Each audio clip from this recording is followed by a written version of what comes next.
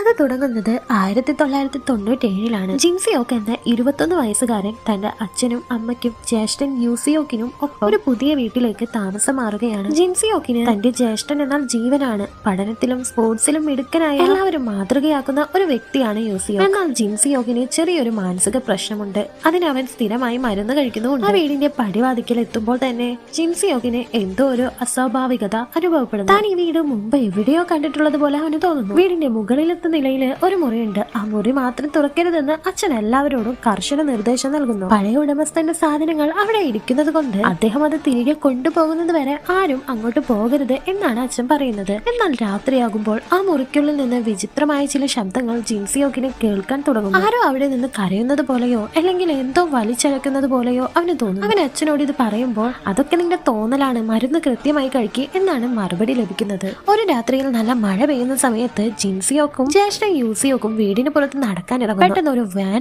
അവിടെ വന്ന് നിൽക്കുകയും ഒരു കൂട്ടം ആൾക്കാർ യൂസിയോക്കിനെ ബലം പ്രയോഗിച്ച് വാനിലേക്ക് വലിച്ചിഴയ്ക്കുകയും ചെയ്യുന്നു. ജിൻസിയോക്ക് അവരെ തടയാൻ പരമാവധി ശ്രമിക്കുന്നുണ്ടെങ്കിലും അവനെ അവർ ക്രൂരമായി മർദ്ദിക്കുന്നു. ആ വാനിന്റെ നമ്പർ പ്ലേറ്റ് ജിൻസിയോക്ക് ശ്രദ്ധിക്കുന്നുണ്ട്. ജ്യേഷ്ഠനെ ആ കണ്ണില്ലാത്ത ക്രൂരന്മാർ തട്ടിക്കൊണ്ടു പോകുന്നത് നോക്കി നിൽക്കാനേ അവന് സാധിക്കുന്നുള്ളൂ. പിന്നീടുള്ള ദിവസങ്ങളിൽ ആ കുടുംബത്തിന് നരകതുല്യമായിരുന്നു. പോലീസിൽ പരാതി നൽകിയെങ്കിലും ആ വാനിന്റെ നമ്പർ പ്ലേറ്റ് വ്യാജമാണെന്ന് അവർ കണ്ടെത്തുന്നു. തന്റെ ജ്യേഷ്ഠൻ തിരിച്ചു വരുമെന്ന പ്രതീക്ഷയിൽ ജിൻസിയോക്ക് ദിവസങ്ങൾ തള്ളി നീക്കുന്നു. ആ തുറക്കാത്ത മുറിയിൽ നിന്നുള്ള ശബ്ദം വീണ്ടും വീണ്ടും അവനെ അസ്വസ്ഥനാക്കിക്കൊണ്ടേയിരിക്കുന്നു. കൃത്യം 19 ദിവസം കടന്നു പോകുന്നു. 19ാമത്തെ ദിവസം രാത്രി ആരും പ്രതീക്ഷിക്കാത്ത നേരത്ത് യൂസിയോക്ക് വീട്ടിലേക്ക് തിരിച്ചെത്തുന്നു. പക്ഷെ അവന് നടന്ന കാര്യങ്ങളൊന്നും ഓർമ്മയില്ല.